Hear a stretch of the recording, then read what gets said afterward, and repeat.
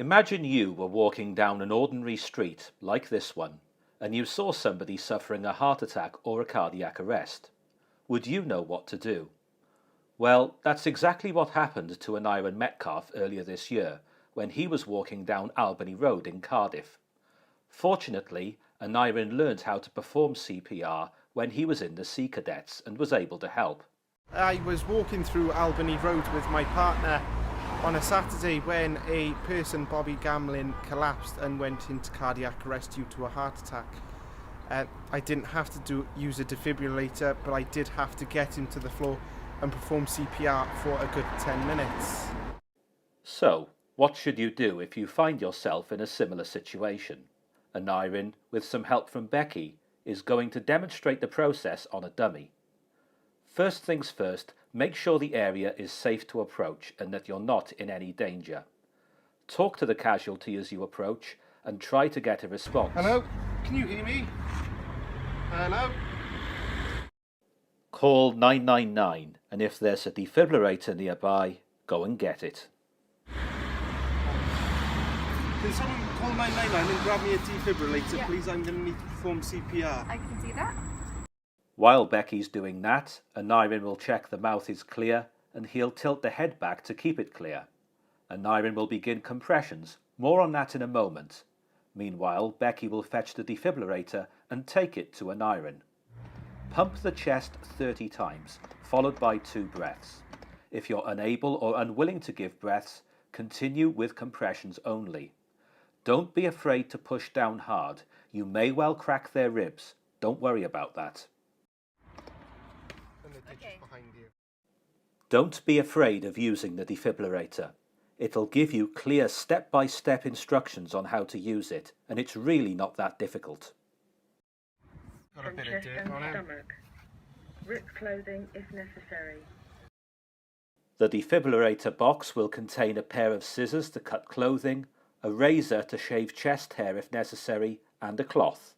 The pads packaging. You got the ditch with you? Press S1.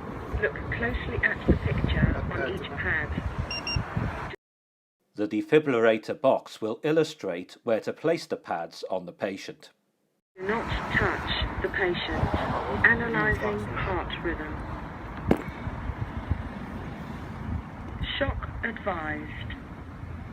Stand clear. Press the flash. The defibrillator will tell you what to do, and it will only shock if it's needed, in which case you will be prompted to press the button to deliver the shock. Shock delivered. Begin CPR now. The defibrillator is fully automatic and will not do any harm. After 2 minutes, the defibrillator will prompt you to shock again if needed. Meanwhile, carry on the CPR until the casualty shows signs of life or the paramedics arrive. It was good fortune that Aneurin was on hand to perform CPR on Bobby that day.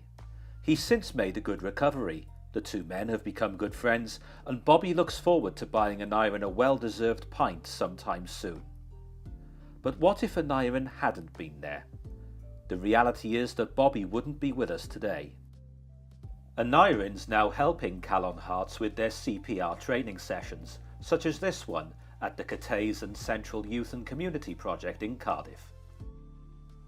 Imagine if all students left school knowing how to perform CPR so that every young person had the potential to become a lifesaver like Aneurin. Calon Hearts are campaigning for CPR training to be made mandatory and taught in all Welsh schools, as is already the case in England and Scotland. The campaign has the support of Prime Minister Boris Johnson, Rob Roberts, the Conservative MP for Delyn in North Wales, and Susie Davis, who until recently was a member of the Welsh Parliament. But ultimately, the power to make it mandatory lies with the Welsh Government. Since it was founded 8 years ago, Calon Hearts has taught CPR free of charge to more than 63,000 people. But imagine how many more lives could be saved if every young person left school with the knowledge and the confidence to perform CPR.